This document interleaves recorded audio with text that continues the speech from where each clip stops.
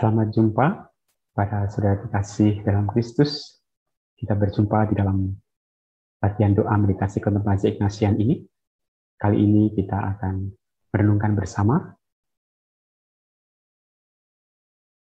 bulan Oktober sebagai bulan Rosario. Maka kita akan mengambil perikop dari Injil Lukas bab 11 ayat 27-28 tentang Yesus yang memuji Bunda Maria. Malah kita mengawali dengan doa. Dalam nama Bapa dan Putra dan Roh Kudus. Amin. Allah Bapa yang penuh kasih, kami bersyukur kepadamu karena Engkau telah berkenan untuk mempertemukan kami kembali pada latihan doa kontemplasi Ignatian ini. Kami mohon berkat-Mu agar kami bisa berlatih dengan baik dan kami pun bisa menggali rahmat berkat merenungkan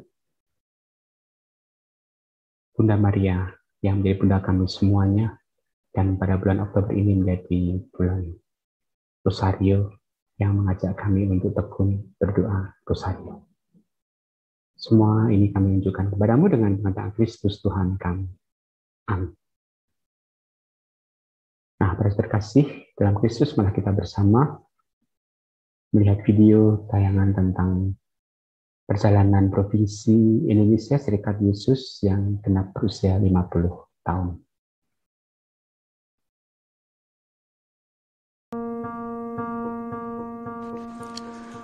Hari Pesta Kelahiran Santa Perawan Maria. Pada hari itu, dalam sebuah acara sederhana di Wisma Santikara, Yogyakarta, Romo Pedro Arupe, pemimpin umum Serikat Yesus yang datang dari Roma, meresmikan berdirinya Provinsi Indonesia Serikat Yesus. Pedro Arupe meneruskan usaha pendahulunya, Romo Yohanes Baptista Janssens, yang 15 tahun sebelumnya, pada tanggal 4 Februari 1956, Missio Javensis yang menginduk pada Provinsi Nederland dipisah dari ibu kandungnya menjadi Vice Provinsi Independence. Kali ini dengan nama Indonesia, bukan lagi dengan nama Jawa, dan dipersiapkan menjadi sebuah provinsi mandiri. Sejak tahun 1967, kepemimpinan sudah dipegang oleh orang Indonesia sendiri, Romo Antonio Sonario. Ia juga yang diangkat menjadi provinsial pertama. Kami dengan ikhlas mengakui bahwa provinsi kita provinsi yang miskin harta, tetapi harapan kita ada pada hasil karya yang menakjubkan dan pada jumlah panggilan kita yang sekedar menjamin hari depan. Demikian Pater Sonario menulis dalam sebuah surat setelah mengikuti pertemuan para pemimpin provinsi di Taiwan pada tahun 1970. Kiranya memang demikian. Salah satu kekuatan yang meyakinkan Romo Jenderal untuk mendirikan provinsi ini adalah pada jumlah anggotanya. Pada tahun 1956, Vice Provinsi Indonesia beranggotakan 244 Yesuit, terdiri dari 139 imam, 78 skolastik, dan 27 bruder. Dari jumlah itu, tidak sampai 40% adalah Yesuit Indonesia, yakni 97 Yesuit. Pada tahun 1971, provinsi yang baru diresmikan memiliki 333 anggota dengan komposisi 176 Yesuit Indonesia dan 157 Yesuit misionaris. Dalam dekrit pendirian provinsi, Romo Arupe menuliskan bahwa tidak seperti di banyak tempat lain di mana jumlah anggota mulai merosot. Di Indonesia justru mengalami peningkatan, dan dari jumlah itu, sebagian besar lahir di tanah air ini. Dalam 50 tahun ini, perhatian pada aspek formasi menjadi suatu hal yang mendapat perhatian penting setelah Serikat Yesus Indonesia menjadi provinsi. Provinsi mengirimkan tenaga-tenaga formator ke seminari menengah dan seminari tinggi di Keuskupan Agung Semarang, Keuskupan Agung Jakarta, Maluku, Malang, Medan, Pontianak, Ketapang, dan Banjarmasin. Sekolah Tinggi Filsafat Ria Karya di Jakarta dan Fakultas Teologi Weda Bakti di Yogyakarta menjadi tempat formasi intelektual yang dikelola bersama antara Serikat Yesus untuk para calon imam. Perhatian pada pendidikan tinggi menjadi bagian pelayanan yang cukup besar dalam provinsi. IKIP Sanata Dharma yang berubah menjadi universitas pada tahun 1992 menjadi bagian penting pelayanan pendidikan tinggi.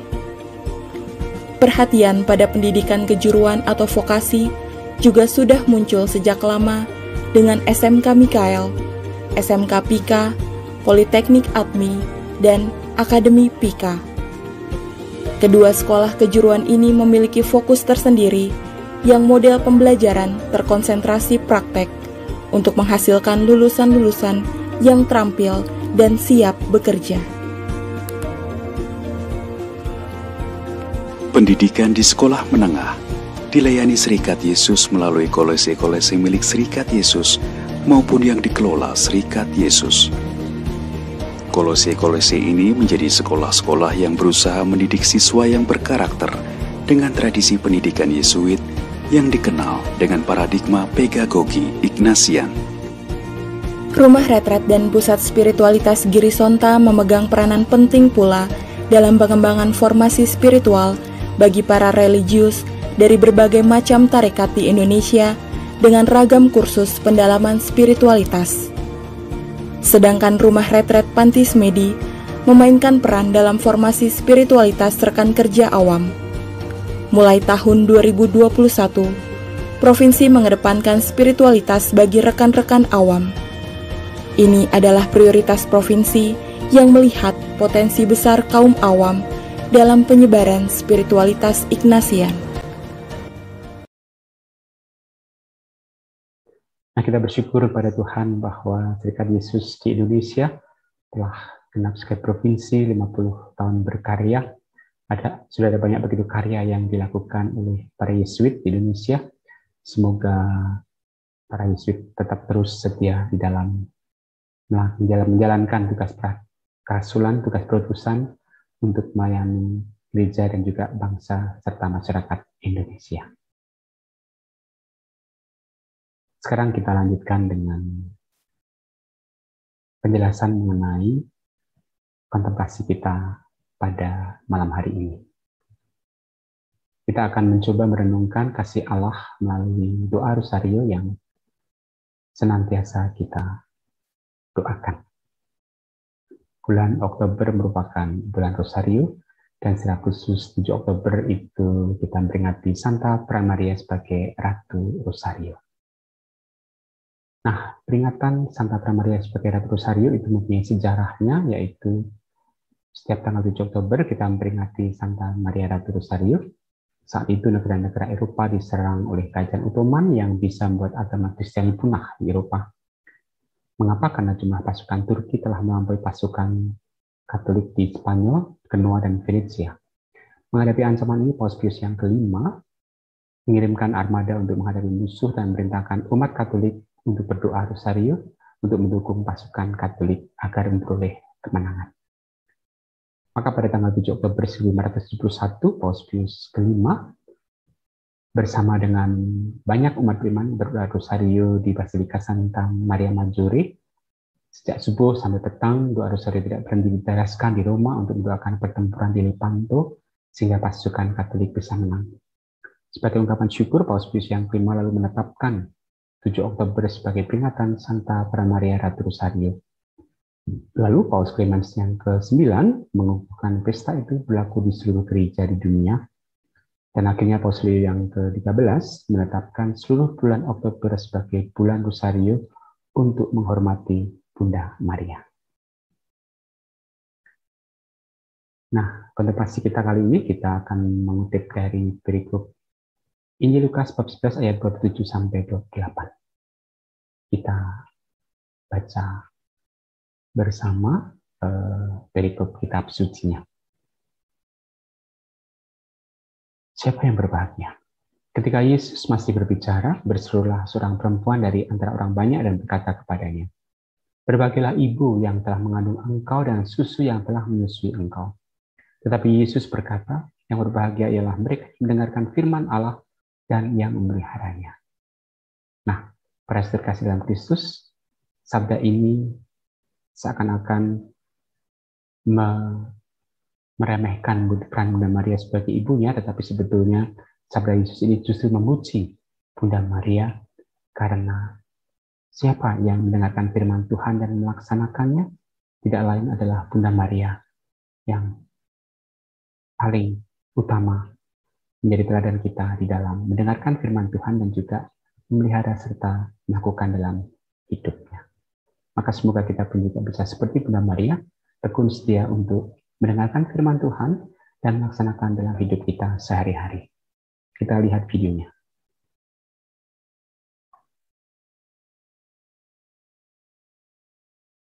As Jesus was saying these things, a woman in the crowd called out, "Blessed is the mother who gave you birth and nursed you." He replied, "Blessed rather are those who hear the word of God and obey it."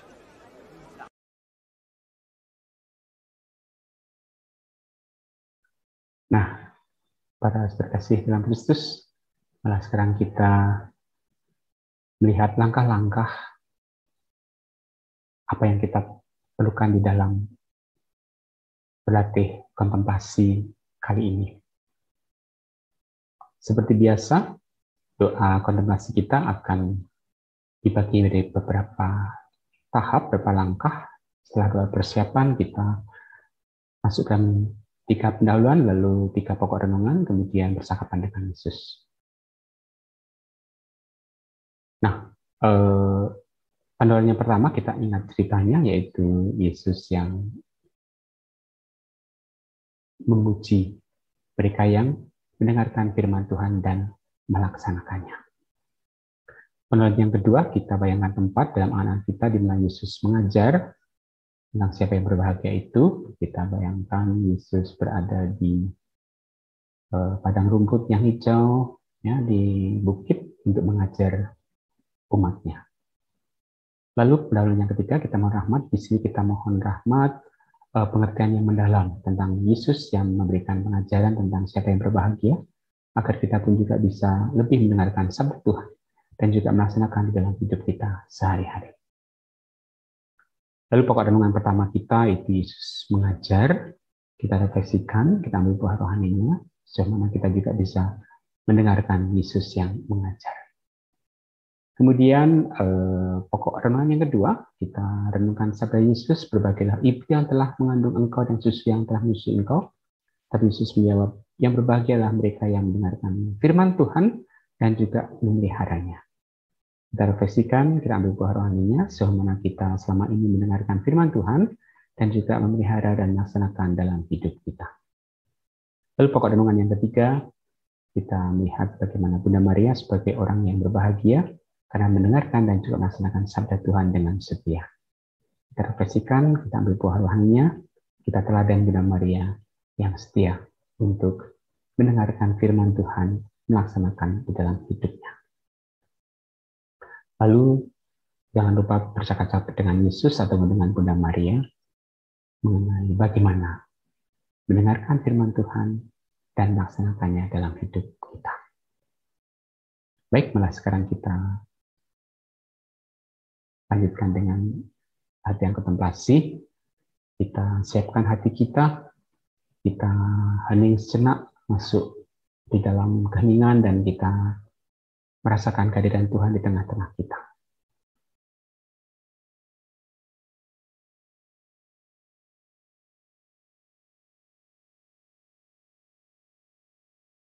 Kita ambil sikap yang rileks, yang tenang. Kita sadari kehadiran Tuhan. Kita dengarkan suara-suara sekitar, ataupun juga merasakan perasaan pada tubuh kita, ataupun menyadari pernafasan kita, menyadari udara yang masuk dan yang keluar melalui lubang hidung kita. sampai kita sungguh merasa tenang masuk di dalam keheningan.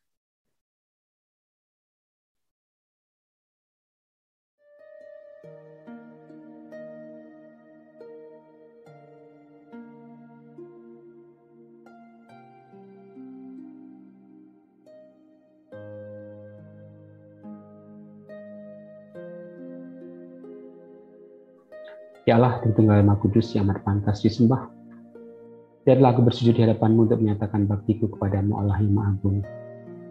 Persembahkan kepadamu segala gagasan, keinginan, dan keputusan-keputusanku selama waktu ini. Tidak pantaslah aku ini, ya Tuhanku, menerima terang dan pertolongan baru, karena aku telah menyalahgunakan anugerah-anugerah-Mu. Tapi aku datang kepadamu menyerah bulat-bulat seperti kepada seorang ayah yang maha baik dan maha rahim. Dan demi jasa-jasa Yesus Kristus menebusku, lewat Santa Peran Maria Bundaku, serta sekalian orang kudus pelindungku, aku mohon, sudilah Engkau menganugerahkan rahmat-Mu agar aku dapat mencari-Mu dengan sepenuh hati, dengan rendah hati, dan sedia memberi tanpa kecuali. Amin.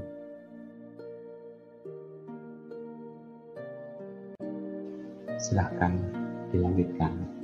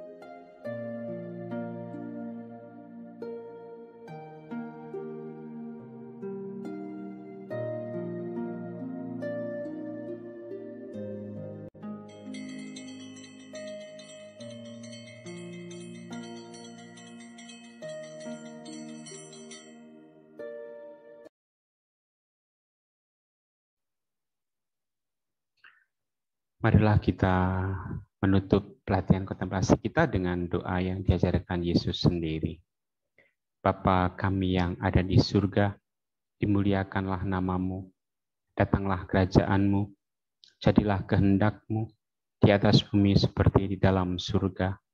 Berilah kami rezeki pada hari ini, dan ampunilah kesalahan kami, seperti kami pun mengampuni yang bersalah kepada kami. Dan janganlah masukkan kami ke dalam pencobaan, tetapi bebaskanlah kami dari yang jahat. Amin. Nah, para saudara kasih Kristus, bagaimana dengan latihan kontemplasi kita kali ini? Semoga semuanya bisa berjalan dengan baik dan juga Anda semua juga bisa menemukan buah-buah rohani, menguatkan, sehingga kita pun semakin setia di dalam mendengarkan sabda Tuhan dan juga melaksanakan dalam hidup kita sehari-hari seperti Bunda Maria sendiri. Dan kita juga setia untuk berdoa rosario agar kita pun juga mendapatkan banyak rahmat melalui pengantaraan Bunda Maria. Baik, sekarang kita akan melihat sejenak beberapa peringatan para kudus Santo Santa di bulan Oktober ini. Pertama, tanggal 1 Oktober yang lalu kita memperingati Santa Teresia dari Kanak-kanak Yesus yang lahir 2 Januari 1873 di Prancis, wafat 30 September 1897 di Lisieux, Prancis. Karya Santa Teresia adalah yang menulis buku kisah suatu jiwa dan juga melayani dengan cinta. Lalu tanggal 2 Oktober kita memperingati para malaikat pelindung kita masing-masing. Ya. Kita selalu dilindungi oleh malaikat yang mendampingi, menolong, membimbing, menerangi, menuntun hidup kita. Maka kita hendaknya juga selalu terbuka terhadap bisikan malaikat yang mau menjadikan kita semakin menjadi orang yang baik. Lalu tanggal 3 Oktober kita memperingati Santo Franciscus Borgias yang lahir tahun 1510 di Gandia, Valencia, Spanyol. Wafat 30 September 1502, dia adalah jendela ketiga Sekat Yesus. Kemudian tanggal 4 Oktober kita memperingati Santo Francisco Assisi. Nah, ini adalah seorang pendiri Ordo Fransiskan OFM, lahir 5 Juli 1182 di Italia, wafat 3 Oktober 1226 di Assisi. Dia sangat aktif sebagai rasul, tapi juga melayani dengan penuh kasih dan menjadi pimpinan Ordo Fransiskan yang pertama. Kemudian tanggal 7 Oktober kita memperingati Santa Pramaria Rosario. Lalu 11 Oktober kita memperingati Santo Paulus Yohanes, Yohanes yang ke-23. Maaf, yang ke-13. Beliau adalah Paus Paus Yohanes yang ke-23. Lahir 5 November 1981 di Italia, wafat 3 Juni 1963. Beliau yang membuka Konsili Vatikan yang kedua.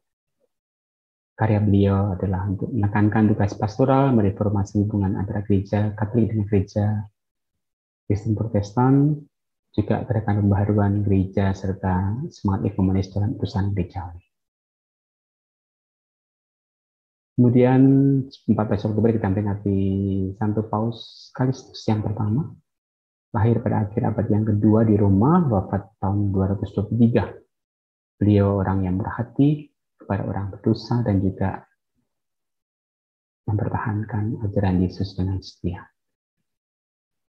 Lalu tanggal 15 Oktober kita memperingati Santa Teresia dari Avila yang lahir 28 Maret 1515 di Avila, Spanyol, wafat 4 Oktober 1582. Santa Teresia Avila memperbaharui biara Karmel dan juga mendirikan biara-biara Karmel yang baru. Kemudian tanggal 16 Oktober kita memperingati Santa Margareta Maria Alacoque yang lahir 22 Juli 1647 di Prancis, wafat 17 Oktober 1690. Karya yang terkenal adalah tentu menyebarkan difusi pada hati Yesus yang Maha Kudus yang kita lakukan sampai sekarang ya. Setiap Jumat pertama kita merayakan Ekaristi untuk menghormati hati Yesus yang Maha Kudus. Yesus dengan hatinya yang Maha Kudus menampakkan diri kepada Santa Margareta Maria Alacoque yang dibimbing oleh Yesuit Santo Claude de la Colombia. Kemudian tanggal 17 Oktober kita memperingati Santo Ignatius dari Antioquia yang lahir tahun 50 di Syria dan wafat di Roma tahun 107.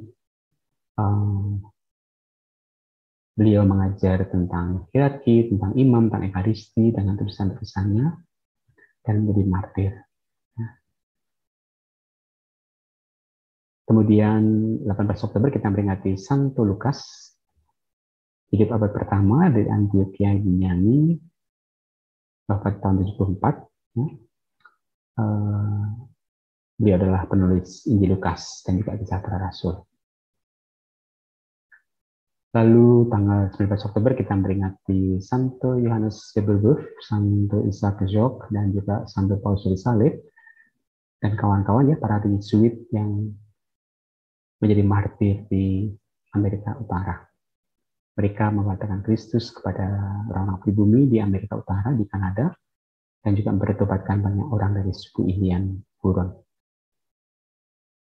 Kemudian tanggal 21 Oktober kita memperingati Beato Diego de San Victores. Ini adalah seorang Yesuit yang lahir di Spanyol 12 November 1627, wafat 1 April 1672 di Guam, Lautan Pasifiknya. Karya beliau adalah mendirikan gereja Katolik pertama di Pulau Guam dan juga bertanggung jawab atas pendirian masyarakat Katolik di Kepulauan Mariana. Beliau ditemani oleh katekis Pedro Calungsod yang juga menjadi santo. Kemudian tanggal 22 Oktober kita memperingati Santo Paulus Yohanes Paulus yang kedua, ya. Lahir 18 Mei 1920 di Polandia, wafat 2 April 2005 di Roma.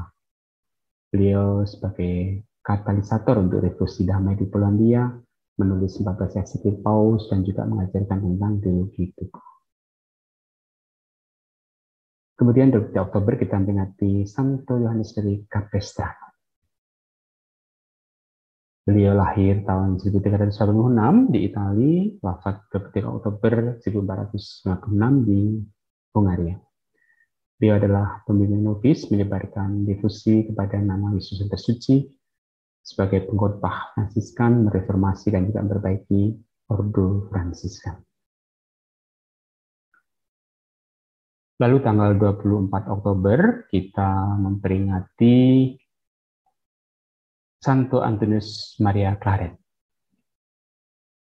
yang lahir 23 Desember 1807 di Spanyol, wafat 24 Oktober 1970 di Biara Cistercian Prancis.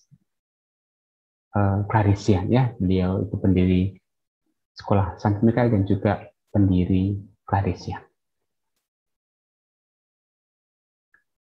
Kemudian tanggal 28 Oktober kita memperingati Santo Simon dan Judas Tadius Rasul yang kita kenal sebagai rasul-rasul yang tangguh juga.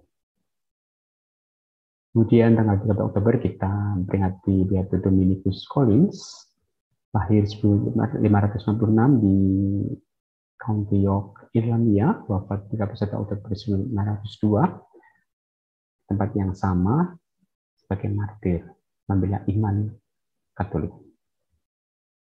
Kemudian tanggal 31 Oktober kita memperingati Buddha Yesuit yang sederhana, yaitu Santo Alfonso Rodriguez, lahir 25 Juli 1532 di Spanyol dan wafat 31 Oktober 1617 di Palma Mallorca, Spanyol. Beliau sangat rendah hati dan suci sebagai penjaga pintu di Svastika di Spanyol.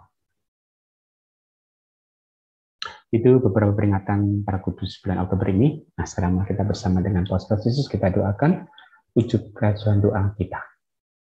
Malah berdoa. Allah Bapa yang baik, kami bersyukur kepadamu atas segala rahmat dan kasih-Mu kepada kami. Bersama dengan Paus Fransiskus kami berdoa untuk wujud beliau Sujud evangelisasi bagi para rasul misionaris, kami berdoa agar setiap orang yang dibaptis terlibat dalam pewartaan Injil, menyediakan diri untuk menjalankan misi dengan siap menjadi saksi yang menghidupi semangat Injil. Kami mohon, kabulkanlah doa kami ya Tuhan. Untuk wujud gereja Indonesia kami berdoa semoga kami semua makin bijaksana dan menggunakan air bersih supaya tetap sehat. Kami mohon, kabulkanlah doa kami ya Tuhan. Kami juga masih mau berdoa untuk kami semua beserta seluruh keluarga agar kami diberi rahmat kesehatan khususnya di masa pandemi ini. Kami juga berdoa untuk usaha pemerintah, para tenaga kesehatan, rumah-rumah sakit untuk mengatasi bersama pandemi virus corona ini supaya bisa segera teratasi dan kami pun bisa beraktivitas seperti sedia kala. Untuk ini kami mohon, kabulkanlah doa kami ya Tuhan.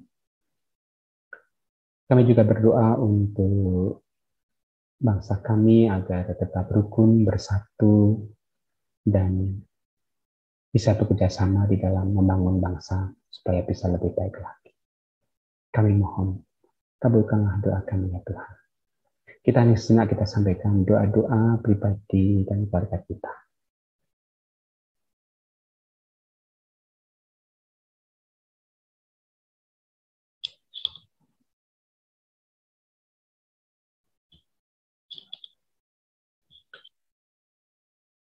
Mari kita satukan doa-doa kita dengan mohon doa restu Bunda Maria dengan doa salam Maria.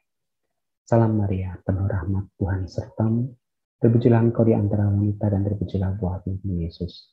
Santa Maria Bunda Allah, doakanlah kami yang berdosa ini, sekarang dan waktu kami mati. Amin. Nah, sekarang kita mohon berkat Tuhan. Tuhan sertamu.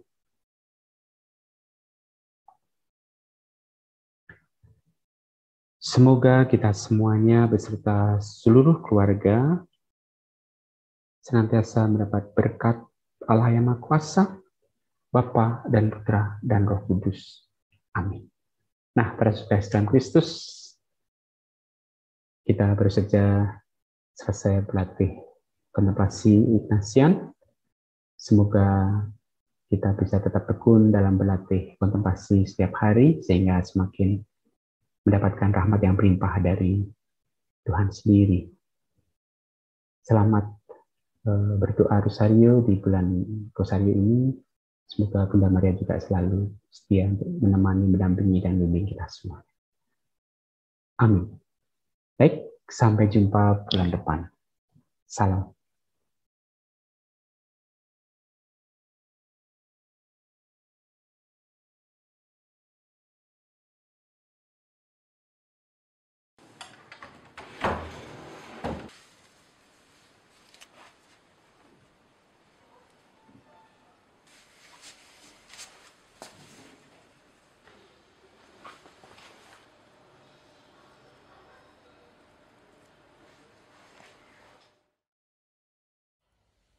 Salve Regina, Mater misericordiae, vita dulcedo et spes nostra salve. Ad te clamamus, exules filii ebi, ad te